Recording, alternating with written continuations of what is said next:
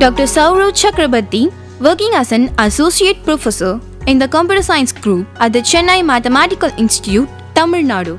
Before joining Chennai Mathematical Institute, he was a postdoctorate at the Algorithms and Complexity Department of CWI, Amsterdam, Netherlands. He was a postdoctorate at the Computer Science Department of Technion, Israel. He was awarded PhD in Computer Science from University of Chicago. His area of research is theoretical computer science. His focus has been in the classical and quantum complexity of Boolean functions, including property testing, sensitivity, block sensitivity of Boolean functions, and quantum database search in electronic commerce, in graph algorithms, and in coding theory. He has published several research papers in both national and international journals. Welcome to the UGC lecture series in computer science. The topics is algorithms, and we are doing various algorithms for finding GCD or greatest common integer. Today we will be doing looking at the Euclid's algorithm. So today's content will be Euclid's algorithm, and then we will analyze the Euclid's algorithm and understand how good is it. And so the goal that we have is to find the GCD of two numbers p and q, positive integers, which is the greatest common divisor of two numbers. GCD is also known as the highest common factor or HCF. It is the largest number that divides both p and q. And in the last two lectures we have seen a couple of algorithms. The first algorithm was what we called as the basic algorithm, which was basically writing down. So when we are given two numbers p and q, we know that the GCD of p and q must be some number less than or equal to p. So we write down an array A which contains all the numbers 1 to p, and we move from left to right from 1 to p, and if we find a I that divides both p and q, we mark that place in the array red, and finally we move from the right to left, that is from p to 1, and as soon as we see the first red, we output that. And we have seen that this algorithm does output the right value, and we also saw that the time complexity is exponential in the first input. Recall that the input size is the size of the input, which is p and q. Now p, when given in the binary form, requires only log p to the base 2 number of bits. So the size of p is log p to the base 2, and the time complexity or the number of steps in the algorithm that we just saw requires around 4p steps, which is exponential in p, in the size of the input, which is log p. So the time complexity is p, the input size is log p. And we also saw that the space complexity is also p, because we have to store the whole array which contain p elements, and thus it required exponential, which is again exponential in the input size, which is log p to the base 2. In the last lecture we saw a better algorithm than that, in which instead of storing this whole array, we could only store a single variable temp, and as soon as we found an I that divided both p and q, we updated that value temp to I, and at the end the temp contained the GCD of the two numbers p and q, which we output. Again we saw that this algorithm does compute the GCD of two numbers correctly. The time complexity was again something like 4p, and the 4p was exponential in the input size of the first input, where the input size is log p to the base 2. But the space complexity had significantly improved. Instead of storing this whole array of p places, we could store only a single variable, which was the temp, and thus the space complexity goes down to constant. In comparison, we had time complexity in the case of the first algorithm was exponential in input, which was also the same in the case of the second algorithm, which we called as better GCD. And in the space complexity regime, the basic GCD performed much worse. It had exponential in the first input, whereas the better GCD, the space complexity has become constant. Then the question was, can we make this improvement better, make this algorithm even better? And now one thing to note was that from going from basic algorithm, the first algorithm, to second algorithm, it was more of an implementation level improvement. Instead of storing the whole input, whole array of A, we are storing a single variable, and thus we got this space complexity improvement. But now to get the next time complexity improvement, we need to get to a better understanding of the number that we are trying to find out, which is GCD. And if we can do that, we can of course get a better algorithm. And to your surprise, the better algorithm is something that comes to us over 2000 years ago. It comes from Euclid, which is 300 BC, and we have to use a new trick for that. So first of all, let's revisit the properties of GCD. First of all, we have seen that GCD of P and Q is equals to GCD of Q and P. It doesn't matter in which ordering P and Q are given, the number that divides both P and Q, we also divide the number that divides both Q and P. The second condition, if P divides Q, then GCD of P and Q is P. Again a simple observation this one, because P of course divides P and Q, and no other element greater than P will divide P, so GCD will be P. The third one was, if some other number T divides both P and Q, then T also divides the GCD of P and Q. We saw this one and the proof of this one in an earlier lecture, and in the last lecture we saw this property, which was that if I can write Q as some integer times P plus R, whatever that R is, whether it is less than P or not doesn't matter, we can always say that GCD of P and Q is equals to GCD of R and P. We saw the proof of this particular property in the last lecture, and let's see how can we use this one to get a better algorithm. So for example, this is the property that we are talking about on top, and if you want to calculate the GCD of 12 and 44, say we first write 44 as 12 times 3 plus 8. So remember, see that what we are doing is Q is 44, P is 12, 3 is the quotient and 8 is the remainder. Okay.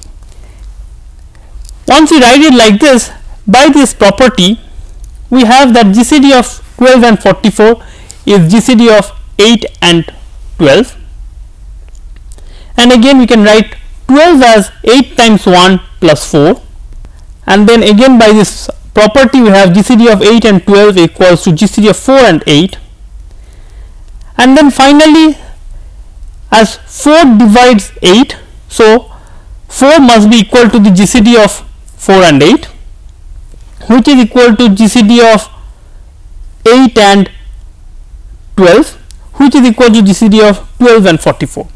Thus we get the answer of 12 and 44 as 4. Notice the big improvement that has been happening is, to find the GCD of 12 and 44, we went down from 12 and 44 to 8 and 12, a reduction in the input, and from 8 and 12 we went down to 4 and 8, again a reduction in the input.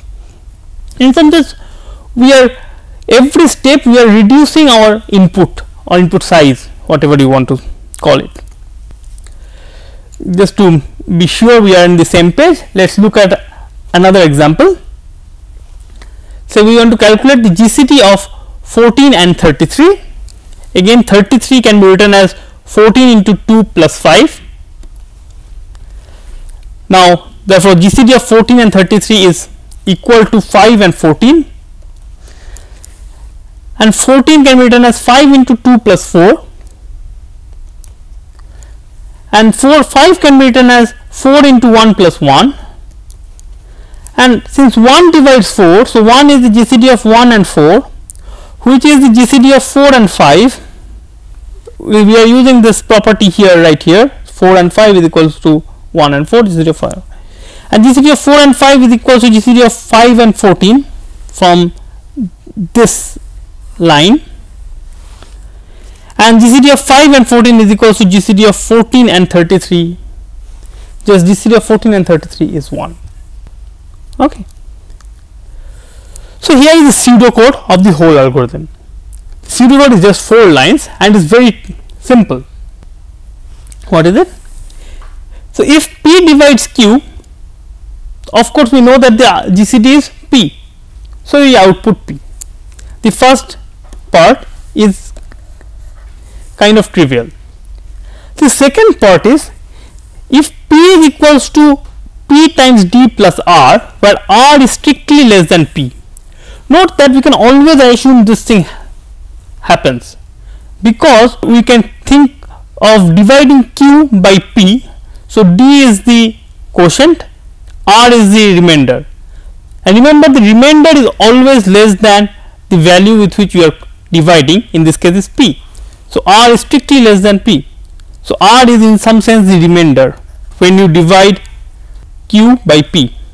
And then once we have that, by our property we know that GCD of P and Q is exactly equals to GCD of R and P, and thus all we need to do is call this function again with a smaller input R and P. So it's like, it's a recursive algorithm, an algorithm that calls itself again and again, but it calling itself with smaller and smaller numbers.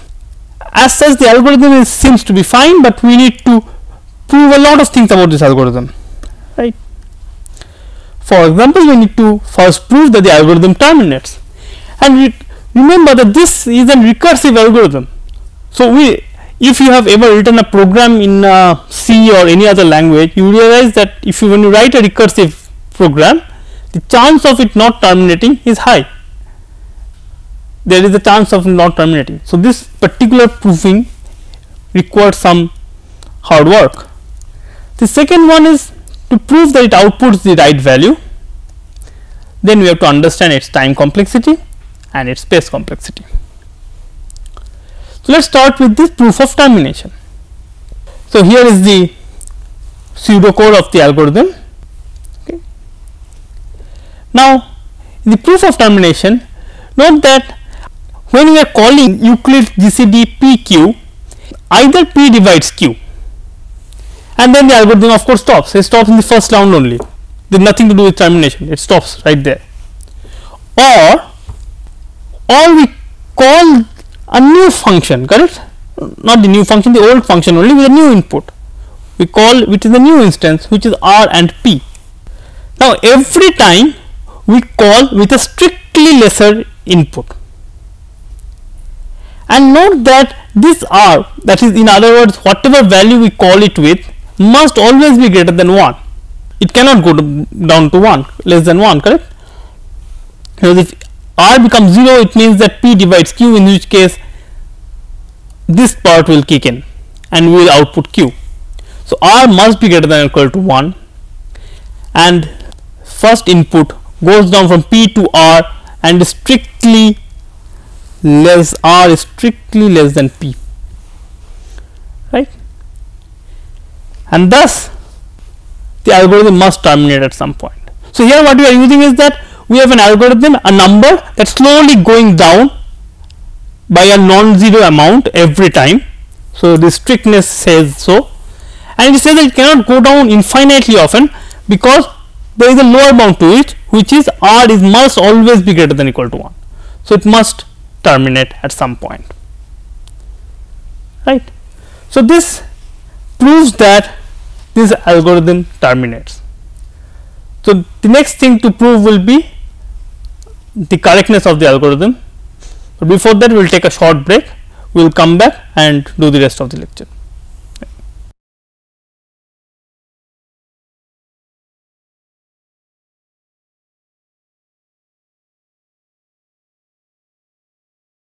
Welcome back after the break.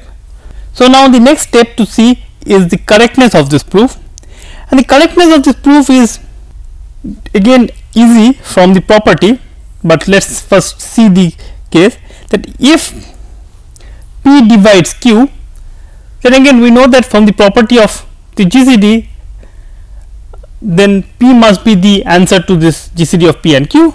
So if P divides Q, then GCD of P and Q is P. So this part is right, and Q is equal to D times P plus R, where R is any number. In this case we have assumed that R is less than P, but it does not need to be. Then GCD of P and Q is GCD of R and P. This is the fourth property of GCD that we have seen, and thus when we output this GCD of R and P, under the assumption that this algorithm will also output the right value, our output of this whole algorithm will output the right value of P and Q. So it's like a correctness of the bigger algorithm depends on the fact that the smaller algorithm is correct, and the smaller algorithm is correct because the smaller algorithm is just a baby version of the bigger algorithm. So it's a bit convoluted argument possibly, but it's exactly how a recursive algorithm can be proved. The Euclid GCD P and Q, this algorithm will output the right value of GCD of P and Q, because the Euclid GCD P and Q will be calling Euclid GCD R and P, and GCD of P and Q is equals to GCD of R and P. Euclid GCD R and P will output the right value, so GCD of P and Q will be the output of this whole algorithm. So this is the proof of correctness of this algorithm. Now comes the interesting one. What is the running time of this algorithm? So running time is something slightly more complicated to analyze, but if you remember the basic algorithm went for P steps. So in the case of GCD of 12 and 44, we had to go for 12 steps one by one to see if I divides P and Q. In this case we are making jumps from 12 and 44, we straight away went to GCD of 8 and 12. So clearly our jumps are bigger than the earlier one, and hence we hope that this algorithm runs faster. Let's say we want to compute the GCD of P and Q. In that case, say Q is equals to P times D0 plus R0. Okay. Now that R0 is something that is strictly less than P. In that case, Euclid GCD PQ will call Euclid GCD R0P, right? Now here, if P is equals to R0 times D1 plus R1, then Euclid GCD R0 comma P, that will indirectly call Euclid GCD R1 comma R0. So every time we are taking the first input to be second input, and this first input becomes the remainder, right? So this is how it will go. Now let's see.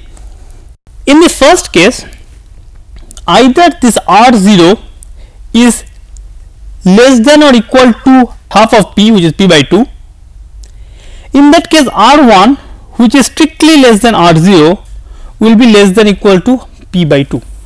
Okay. So if R0, the first step itself, the remainder was less than P by 2, then R1, the remainder in the second case, will be less than P by 2. Okay. If not, that means if R0 is not less than or equal to P by 2, then what happens? So in that case, R0 is strictly more than P by 2. If R0 is strictly more than P by 2, then look at this second line here. What does it say? Then P must be equal to R0 times some integer plus R1. Now R0 is more than P by 2. So can D1 be equal to 2 or higher? No, because if I put D1 equals to 2, 2 times R0 is already greater than P. So this will become a negative integer, which is not good for us. So you must have got something like P must be equal to R0 times 1 plus R1. In other words, R1 would be equal to P minus R0. And now since R0 is strictly greater than P by 2, so P minus R0 will be strictly less than P by 2. Thus, in this first case also we have R0 is strictly less than P by 2. In the second case also we have R1 is strictly less than P by 2. Thus, in either of the cases, R1 is strictly less than P by 2.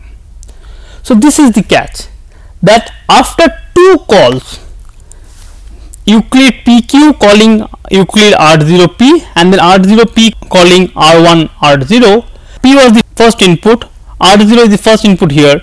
After two calls from P to R1, we have gone down by half. So after two recursive calls to the Euclid GCD, the input, in this case I mean the first input, which is this first input to Euclid GCD, becomes less than half. So after two recursive calls, the input becomes half. So what happens after 4 recursive calls? So after 2 more recursive calls, the input, which was already halved, would have been even more halved. Or in other words, after 4 recursive calls, the input would have gone down even further, because it will be half, and after 4 recursive calls it will be half times half, which will be 4, right?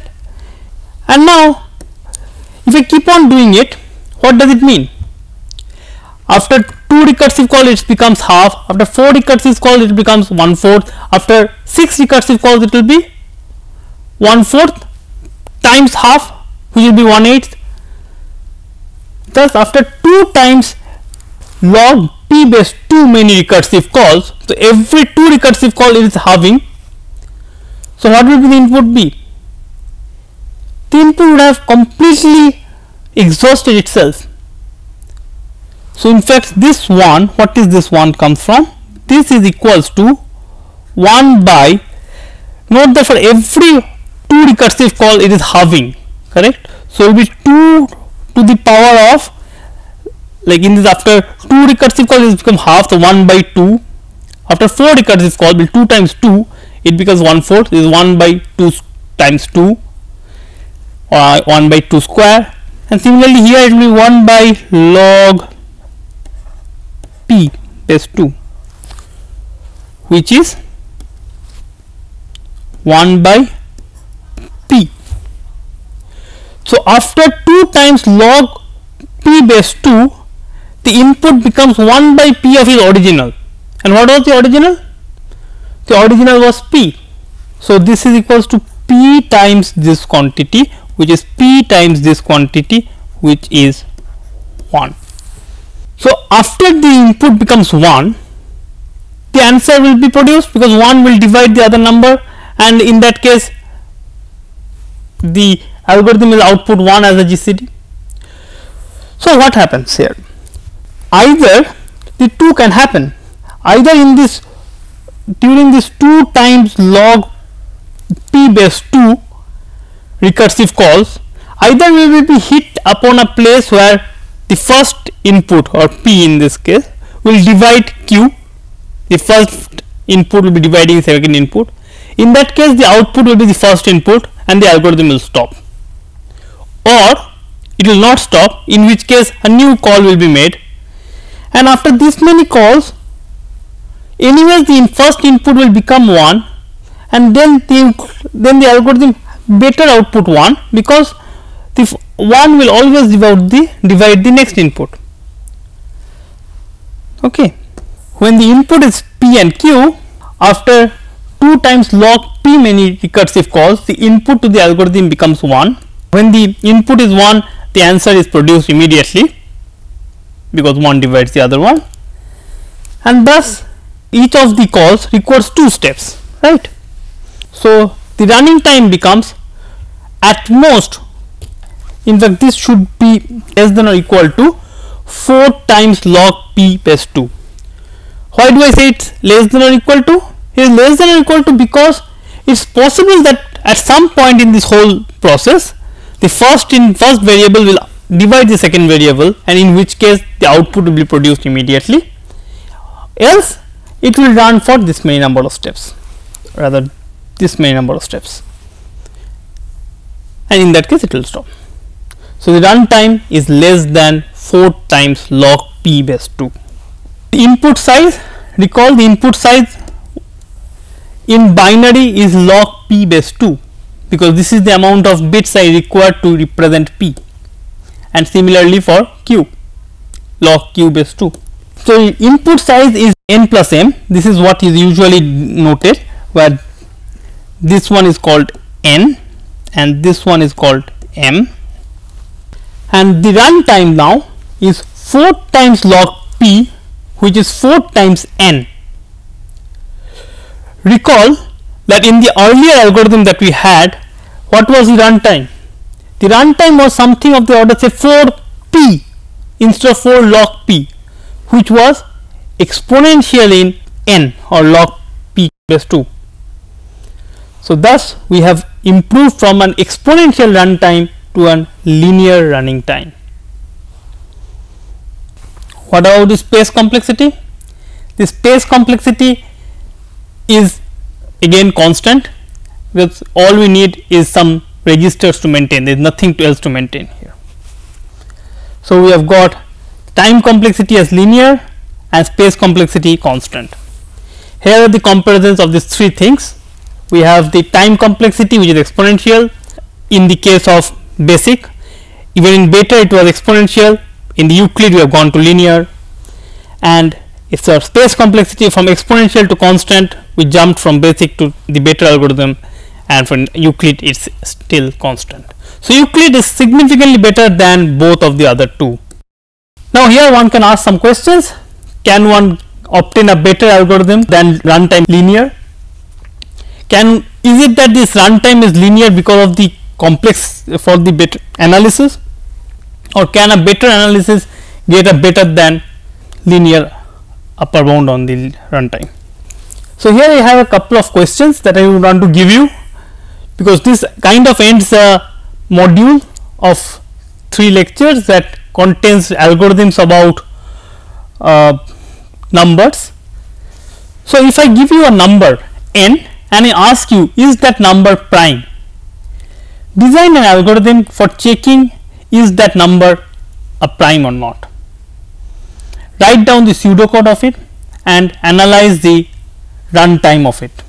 The second question is, if I give you 2 n digit numbers and I ask you to multiply them, all of us are multiplied numbers in our high school and we know how to multiply numbers, but I want you to write an algorithm that will multiply these numbers and then try to understand the running time of this algorithm in terms of this number n, this which will be the size of the input.